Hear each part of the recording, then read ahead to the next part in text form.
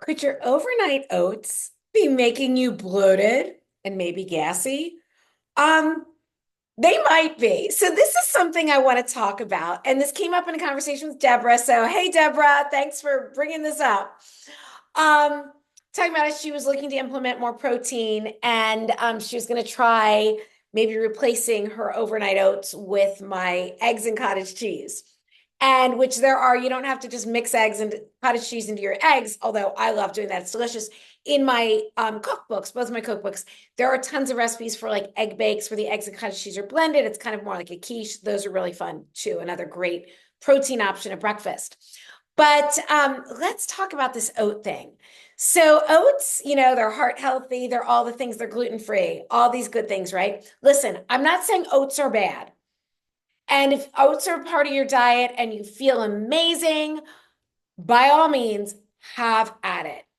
Um, but I'll tell you my own personal experience with oats and a few other things to keep in mind.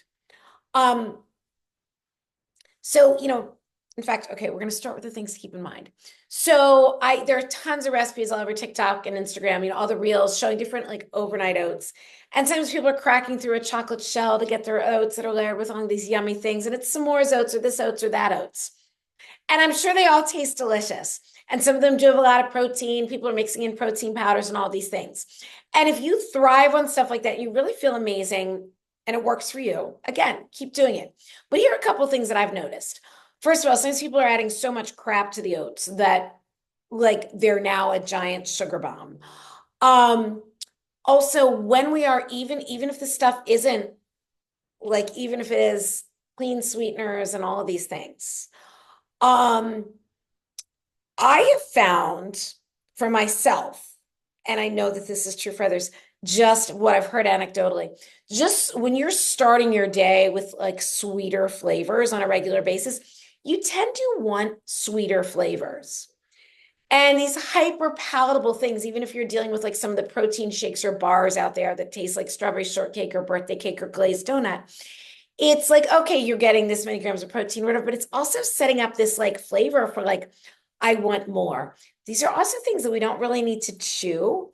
And like chewing our food, it really gets our digestive juices going. And it also signals to our brain then that we have indeed eaten, which is why it's also important for our jawline to chew our food. Like we have teeth, we're designed to bite, we're designed to chew. So if you're always sucking things down and eating mush, um, that's not always the best thing either for your jawline, for your satiety signals, for everything.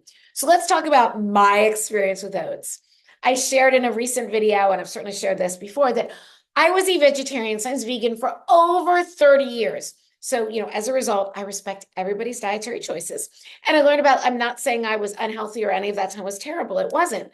But I'm definitely better, brain, body, all the things, eating animal protein and lots of it.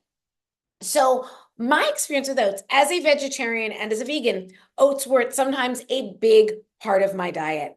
And I ate good oats. They were like the old fashioned oats or sometimes even the like even grainier like Scottish ones or whatever that you like soak and cook for a long period of time.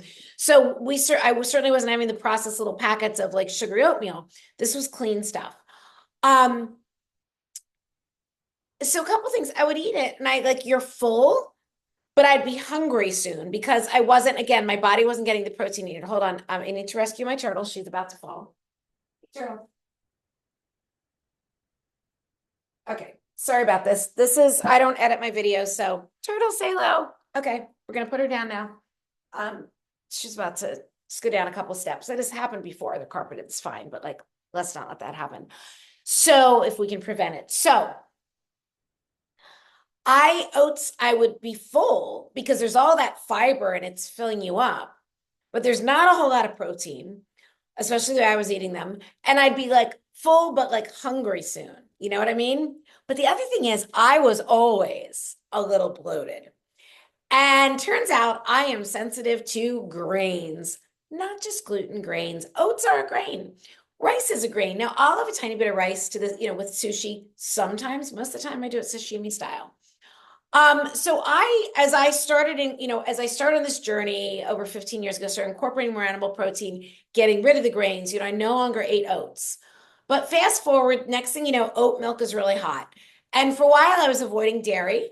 It did make me break out. Now I can have it in reasonable quantities, especially cultured dairy, and I'm fine. But so I was going with different, plant milks and including some super clean ones. Like I really like Nut Pods. There are a few brands that are super clean that I fully approve of. So Nut Pods had come out with an oat version. And I was like, well, I'm going to try this. I love Nut Pods. At the time, I was even on the Nut Pod squad. So I was creating content for Nut Pods in exchange for free product. That was it. I wasn't making any money doing this. But they sent me this new oat milk creamer to try. I was like, great, I'll try this. And it was really nice and creamy. And again, it was just like oats and water. There was not much in this. It was clean. Do you know what happened? I put it in my coffee that morning. I made some iced coffee the other day. I was so bloated and gassy. So bloated and gassy. I was like, could this be the oat milk? So I took a couple of days off from it. I tried it again. Same thing. And this was with a very clean oat milk. And let me tell you, most of the oat milks in the market have like canola oil, all types of like gums, stabilizers, all this stuff you don't want. So while yes, oats can make a creamy plant milk, maybe if you're making it yourself or even using the Nut Pods version, most of them are full of crap. Just saying. In my case, it doesn't matter how clean it is. Oats make me bloated. Oats bloat. Oats equal bloat. I never even thought about that. Okay, guys, oats equal bloat. Just think that. So again, try it out for yourself. But if oats equal bloat, maybe we just shouldn't be eating oats. So throwing that out there, have just food for thought. Again, see what works for you. I'm not saying oats are bad, but I'm saying like just because thing is the darling of TikTok or Instagram or whatever doesn't mean it's always going to work for you. Pay attention to your body. It's another great reason to keep a food journal, to write down what you eat so you can see how your body is responding to different things. Anyway, I'd love to hear in the comments, do oats equal bloat for you? What are your thoughts? Have the most amazing day, and I will see you soon.